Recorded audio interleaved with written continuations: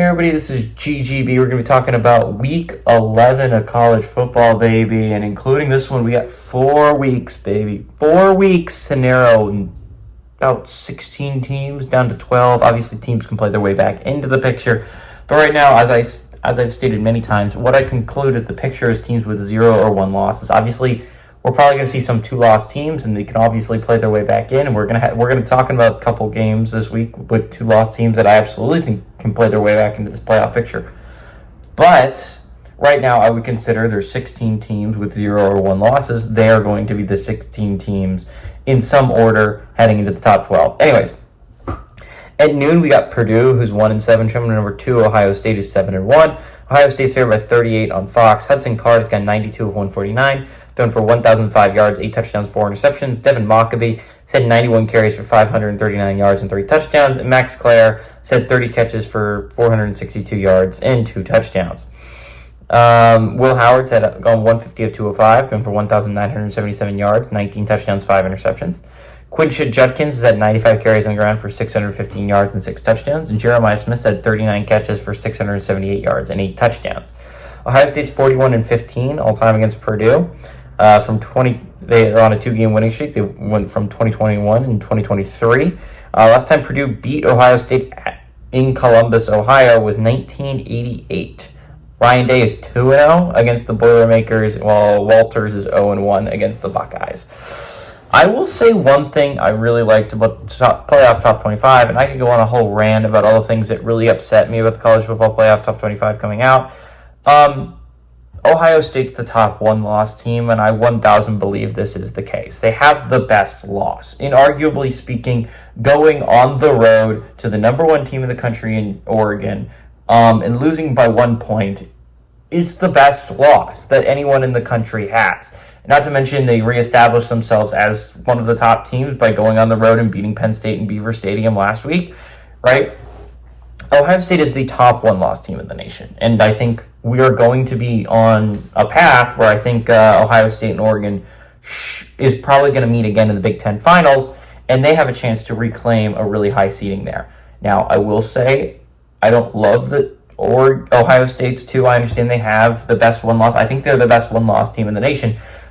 But I think at this point in the season, we need to start rewarding teams for being undefeated. There's only 5 left, gang. It is hard to be undefeated heading into week 11 of a college football season. It is really hard to do that. And I think we're not giving enough respect to teams like Miami, especially teams like BYU and Indiana and Army. I don't think we're giving nearly enough respect. It's hard to be undefeated this late in the year, guys. It really is.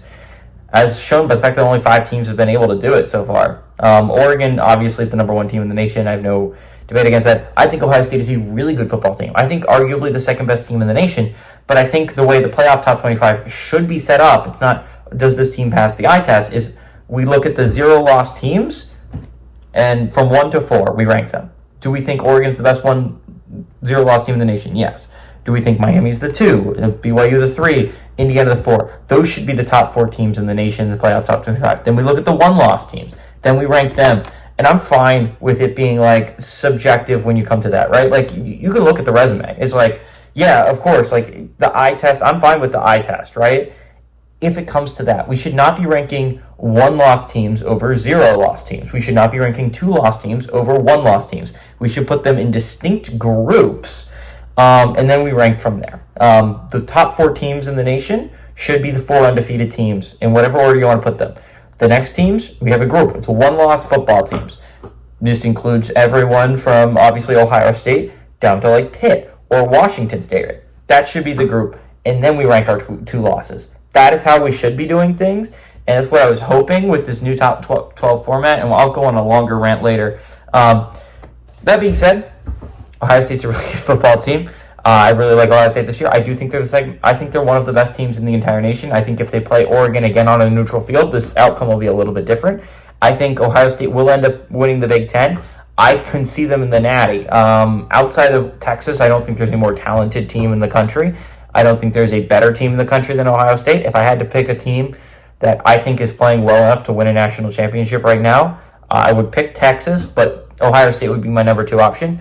Purdue sucks. They're arguably the worst team in the Power Four. I don't understand how Ryan Wilter still has a job.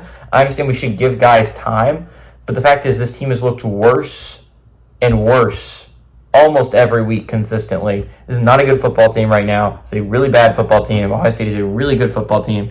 If this was even a somewhat reasonable football team in Purdue, I would have picked maybe a chance at a possible upset. I mean, it could be sleepwalking after a big Penn State game, but Purdue is so just so bad. It's just going to be an Ohio State win. It's going to be Ohio State win by a lot. Give me Ohio State to win and cover at home.